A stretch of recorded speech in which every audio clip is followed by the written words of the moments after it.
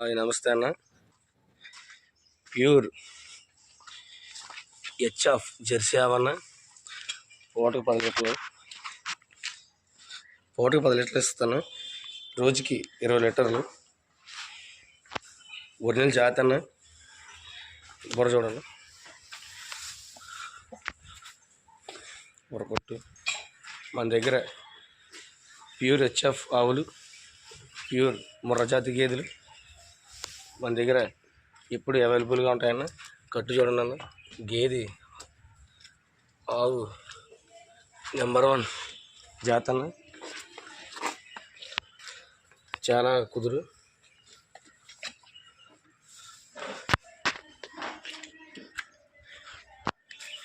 మంచి నెంబర్ 1 జాతి అవన్న.